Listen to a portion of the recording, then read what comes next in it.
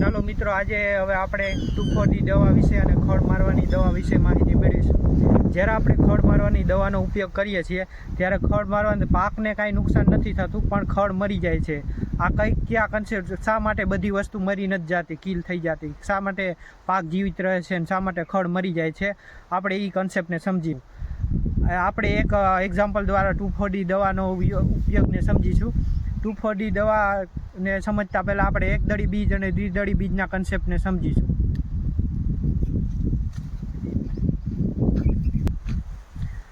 એકદળી બીજ, દ્વિદળી બીજ કોને કહેવાય કે જે દ્વિદળી બીજ ધરાવતી વનસ્પતિ કોને કહેવાય કે જેના બીજને બે ફાડા કરી શકાય, બે સરખા ભાગમાં ડિવાઈડ કરી શકાય, એને દ્વિદળી બીજ ધરાવતી વનસ્પતિ કહેવાય।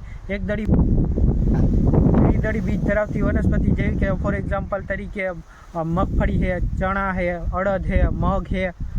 અને એકદળી બીજ ધરાવતી વનસ્પતિ એવી વનસ્પતિ જેના બીજને બે સરખા ભાગમાં ડિવાઈડ ના કરી શકાય। એમાં આવે ઘઉં આવે, જાર આવે, બાજરો આવે, મકાઈ આવે।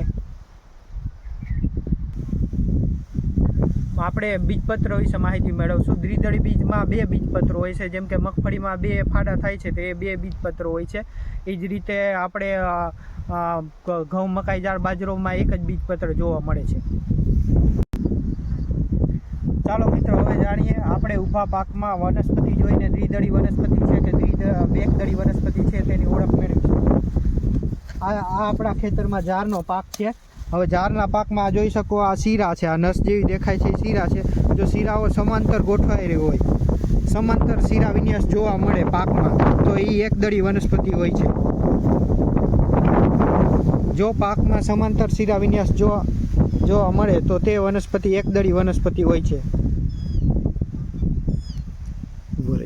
હવે જો પાકમાં શીરાઓ સમાંતર રીતે ગોઠવાયેલી હોય તો એ વનસ્પતિ એકદળી વનસ્પતિ છે, એકદળી બીજ ધરાવતી વનસ્પતિ છે।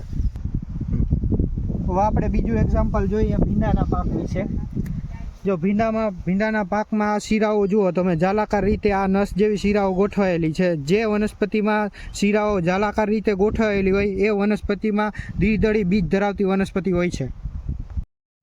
ઘઉં, અત્યારે આપણી પાસે જારનો પાક છે, પણ જાર હોય, બાજરો હોય, ઘઉં હોય, મકાઈ હોય, એમાં જો ટુફોડી દવાનો સ્પ્રે કરશી તો ગોલપાનનું ખડ ધરાવતી વનસ્પતિ હશે એ મરી જશે, કારણ કે એ દ્વિદળી બીજ ધરાવતી વનસ્પતિ છે। એટલા માટે એ ટુફોડી દવાનો સ્પ્રે કરવાથી દ્વિદળી બીજને વનસ્પતિને અસર કરશે, ટોક્સિક અસર, અને દ્વિદળી વનસ્પતિને મારી નાખશે, અને એકદળી વનસ્પતિને કાંઈ અસર કરાવશે, એકદળી વનસ્પતિને કાંઈ અસર થશે નહીં।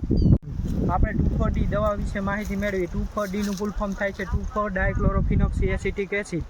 જ્યારે આપણે ટુફોડીનો ઉપયોગ 20 ppm થી ઓછી સાંદ્રતા માટે, ઓછી સાંદ્રતાવાળા કેમિકલનો ઉપયોગ કરીએ ત્યારે તેનો ઉપયોગ ગ્રોથ હોર્મોન તરીકે થાય છે। જ્યારે ટુફોડીનો 20 ppm થી વધારે સાંદ્રતાનો કેમિકલનો ઉપયોગ કરવામાં આવે ત્યારે તેનો ઉપયોગ હર્બિસાઇડ તરીકે, એટલે કે ખડ મારવાની દવા તરીકે થાય છે।